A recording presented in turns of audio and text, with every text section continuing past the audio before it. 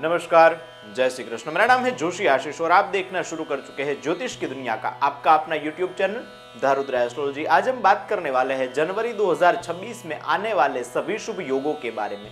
इस वीडियो में हम बात करेंगे कि जनवरी 2026 में सर्वार्थ सिद्धि योग, अमृत सिद्धि, गुरु पुष्य अमृत सिद्धि योग या फिर रवि पुष्य अमृत सिद्धि योग, शनि रोहिणी नाम का भी एक बहुत दुर्लभ अमृत सिद्धि योग होता है और भौमाश्विनी मंगलवार और अश्विनी नक्षत्र के संयोग से भी एक अमृत सिद्धि योग बनता है और द्विपुष्कर योग और त्रिपुष्कर योग इन दोनों के नाम से ही आप जान पाएंगे कि द्विपुष्कर योग मतलब दुगुना फल देने वाला योग है और त्रिपुष्कर योग 3 गुना फल देने वाला योग है। तो इन योगों का समय क्या रहने वाला है, किस तारीखवार नक्षत्र योग में हमें यह कार्य करना चाहिए, कौन से योग प्राप्त हो रहे हैं और इन योगों में हमें कौन कौन से कार्य करने चाहिए, सभी विषयों के ऊपर शास्त्र प्रमाणों के साथ चर्चा करेंगे। तो वीडियो में हमारे साथ अवश्य बने रहे। चलिए वीडियो की शुरुआत करते हैं और जानते हैं इन सभी योगों के बारे में।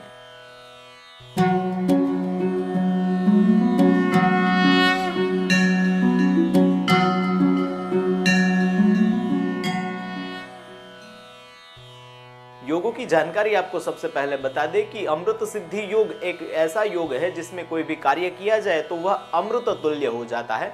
सर्वार्थ सिद्धि योग की बात करें तो सर्व अर्थ सिद्धि मतलब कि सभी प्रकार की सिद्धि देने वाला यह योग है जिसे सर्वार्थ सिद्धि योग नाम से जाना जाता है। अमृत सिद्धि योगों की बात करी थी, उसमें विशेषतः 2 से 3 प्रकार हमें प्राप्त होते हैं। एक होता है भौमाश्विनी अमृत सिद्धि योग, मंगलवार और अश्विनी नक्षत्र का संयोग हो। दूसरा है शनि रोहिणी अमृत सिद्धि योग, शनिवार और रोहिणी नक्षत्र का संयोग हो। और तीसरा है गुरु पुष्य अमृत सिद्धि योग मतलब गुरुवार और पुष्य नक्षत्र का संयोग हो। वह अमृत सिद्धि योगों में भी एक विशिष्ट प्रकार से योग बनता है। द्विपुष्कर और त्रिपुष्कर योगों की बात करें तो द्विपुष्कर में कोई भी कार्य किया जाए उसका दुगुना फल मिलता है और त्रिपुष्कर में 3 गुना फल व्यक्ति को प्राप्त होता है। एक विशेष बात आपको बता दें कि अगर आप पहली बार हमारे चैनल की मुलाकात ले रहे हैं तो अगर आप यह वीडियो YouTube के माध्यम से देख रहे हैं तो हमारे चैनल को सब्सक्राइब करें और यह वीडियो अगर आप Facebook, Instagram के माध्यम से देख रहे हैं तो हमारे पेज को फॉलो अवश्य करें। आइए जनवरी 2026 में आने वाले सभी शुभ योगों की जानकारी प्राप्त करते हैं। जनवरी 2026 में आने वाले सर्वार्थ सिद्धि योगों की बात करें तो 1 जनवरी 2026 गुरुवार, पौष शुक्ल त्रयोदशी तिथि, रोहिणी नक्षत्र, सुबह 1:30 से लेकर सुबह 7:12 तक योग है। 4 जनवरी 2026 रविवार, माघ कृष्ण प्रतिपदा तिथि, पुनर्वसु नक्षत्र, 15:11 से 5 जनवरी 2026 सोमवार, माघ कृष्ण द्वितीया तिथि, पुष्य नक्षत्र, 13:24 तक योग है। 6 जनवरी 2026 मंगलवार, माघ कृष्ण तृतीया तिथि, आश्लेषा नक्षत्र, सुबह 7:13 से 12:17 तक योग है।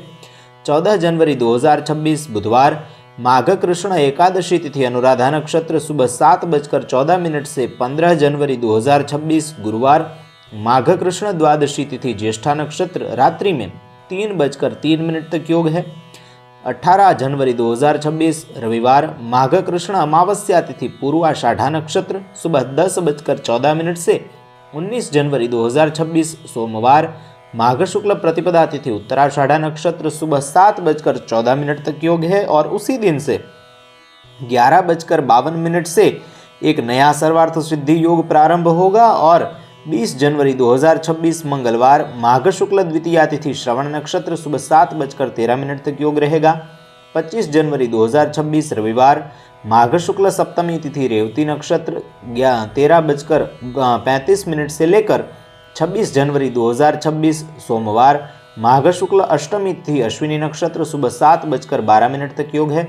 27 जनवरी 2026 मंगलवार, माघ शुक्ल नवमी तिथि, भरणी नक्षत्र, 11:08 से 28 जनवरी 2026 बुधवार, माघ शुक्ल दशमी तिथि, कृतिका नक्षत्र, उस दिन पूरा दिन योग रहेगा। और 29 जनवरी 2026 गुरुवार, माघ शुक्ल एकादशी तिथि, रोहिणी नक्षत्र, सुबह 7:11 तक योग रहने वाला है।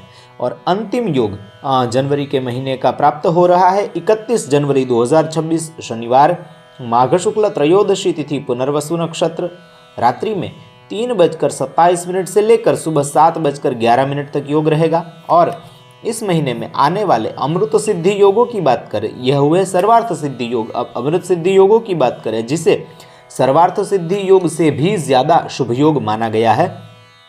4 जनवरी 2026 रविवार माघ कृष्ण प्रतिपदा तिथि पुनर्वसु नक्षत्र 15:11 से लेकर 5 जनवरी 2026 सोमवार माघ कृष्ण द्वितीया तिथि पुष्य नक्षत्र सुबह 7:13 तक योग रहेगा।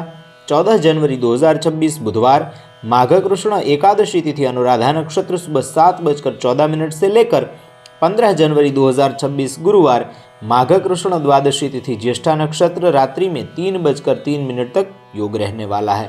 अमृत सिद्धि योगों में भी रवि पुष्य अमृत सिद्धि योग सर्वश्रेष्ठ बताया गया है, जिसे 4 और 5 तारीख को प्राप्त हो रहा है। 4 जनवरी 2026 रविवार माघ कृष्ण प्रतिपदा तिथि पुनर्वसु नक्षत्र 15:11 से लेकर 5 जनवरी 2026 सोमवार माघ कृष्ण द्वितीया तिथि पुष्य नक्षत्र सुबह 7:13 तक योग रहेगा, जिसे सर्वश्रेष्ठ रवि पुष्य अमृत सिद्धि योग के रूप में जाना जाता है।